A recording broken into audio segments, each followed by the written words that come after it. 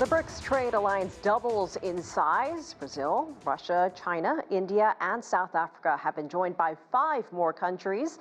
The new group represents nearly half the world's population. CGTN's Owen Fairclough has more. A major trade bloc is now even bigger. From January the 1st, the BRICS alliance, Brazil, Russia, India, China, and South Africa have doubled their size. Egypt, Ethiopia, Iran, Saudi Arabia, and the United Arab Emirates are all joining a bloc that accounts for some 40% of the world's population and nearly 40% of global economic output. That's bigger than the G7 Western alliance of the world's most advanced economies. But they'll move forward without Argentina, whose new president abandoned plans to join despite aiming to boost exports.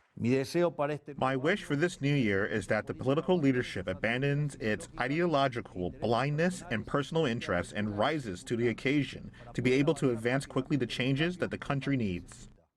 Some Chinese experts have warned that Argentina turning its back on this huge trade alliance will hamper its prospects. Nevertheless, this new group of 10 will hold their first meeting in October, hosted by Russia in the city of Kazan. Owen Fairclough, CGTN, Washington. Egypt is now an official member of the BRICS group of major emerging economies. Yasser Hakim looks at what Egypt stands to gain. Egypt has been seeking membership for a few years. Analysts believe accession to the BRICS group, which accounts to over a quarter of world population and over 45% of global GDP, could provide impetus to an economy reeling from the fallout of the wars in Ukraine and neighboring Gaza. The group will largely benefit Egypt in developing its industrial base, expanding manufacturing and trade exchanges, especially exports to member states, who are 11 countries now. According to state statistics agency CAPMAS, Egyptian exports to BRICS markets increased by 5.3% to hit $4.9 billion in 2022, up from $4.6 billion in 2021. Egyptian imports from BRICS states increased by 11.5% to hit $26.4 billion, up from $23.6 billion year on year. Egypt's largest trade partners from the bloc are China and India. Plans by BRICS states to promote intra-trade in local currencies could reduce demand on the US dollar and therefore ease pressure on the Egyptian pound, which has already lost nearly 90% of its value in the last 3 years. From within the bloc, experts are specifically seeking Chinese influence. China is the largest economy in the bloc and the world now, and we can benefit from a transfer of technology and expertise from China. China already has an industrial zone in the Suez Canal, and more projects will largely support Egypt's economy. The business community, such as Mohammed Qasim, a major exporter in textiles and ready-made garments, are optimistic as well. We're looking to expand our business into the new members of the BRICS as things develop in the next few years. I'm sure Egypt will stand to benefit from the collective effort of the 10 countries inside the BRICS group. Officials say the North African country has prepared the proper infrastructure and regulations to facilitate trade and attract foreign investments from BRICS nations in the hope that this membership would give a much-needed boost to the economy. Yasser Hakim for CGTN, Cairo, Egypt.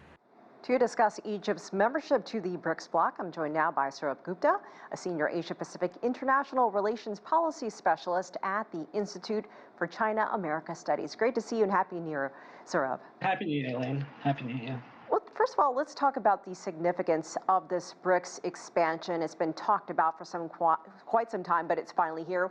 What does this mean for those core members and now for the world? Oh, I think it's a very momentous expansion. You know, global governance has been going through a difficult period, and it will stay that way. We are having a transition away from Western predominance to a more multilateral system.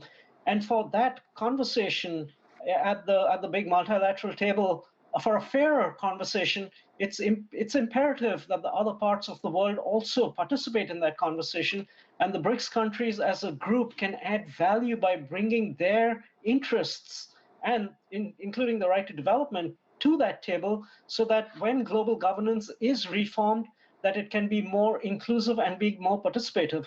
I think from that perspective, the BRICS have a very important role to play in the international system. We just heard the story about Egypt joining. Let's talk about the inclusion of some of those Middle East countries and what their participation will mean for the bloc, because we used to hear a lot about South-South cooperation when it came to BRICS. Here's where the Middle East countries come in, and I think come in a critical way.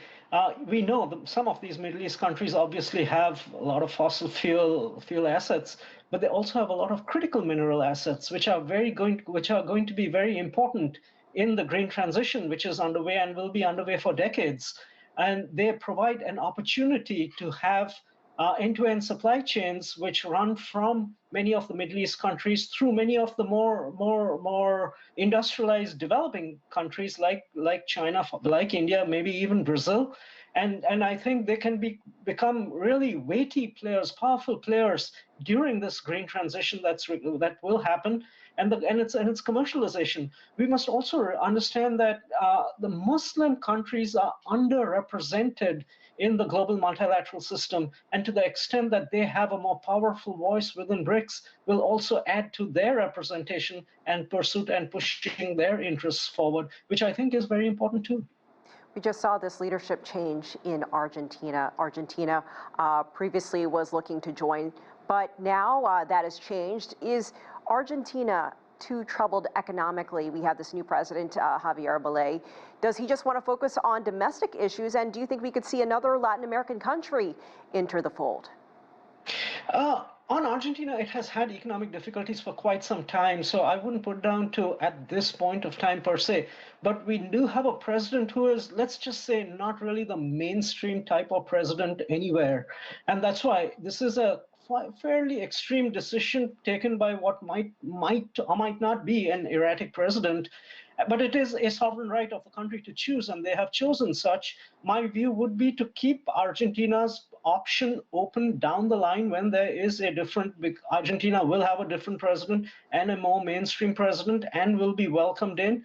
And I think Brazil is the country which really wanted the Argentinians, because the Argentinians could add heft to BRICS and mainstream Latin American interests within that conversation. I don't know at this point of time just to diss Argentina, another country should be brought in. I don't think that's a wise idea. And the BRICS should show that it is malleable and it is supportive of its interests of members, including those who might not immediately want to join. I think they should need to show that flexibility. So I think we'll see where this goes, but at the bottom line is these are countries trying to champion their joint right to development in the international system and improve global governance. And for those countries which are interested in the global south and elsewhere, I think they would be welcome to join at any point of time. Yeah, so leave the door open for Argentina later. There's been talk about a common currency among the BRICS countries for quite some time. What would you say are the main priorities for this new grouping going into the new year? For the new grouping, as they talked last year at the time of expansion, that they are now going to also try to create a framework of how they engage partner countries. And so at this upcoming summit in Kazan in Russia, they've tasked their foreign ministers to get that partnership framework right. This will not really be an expansion per se of BRICS, but it would be a more engaged format of the BRICS Plus format. So that is, I think, one of the key priorities going forward. In terms of economic priorities, a common currency is a step too far and might even come back to boomerang on countries. But what's important at this point of time, that much more trade among the BRICS countries be settled in the currencies of the BRICS countries, with the RMB at the forefront. And given that many of these Middle East countries have chosen and desire to settle their trade with China in RMB, I think we can see this as being a real push to the internationalization of the RMB in the years ahead. And I think that's an area where the BRICS will be focused, and I think they will come to benefit jointly from that process. All right, a lot to look forward to. Sourabh Gupta, great to see you. Thank you so much for joining us. You're most welcome.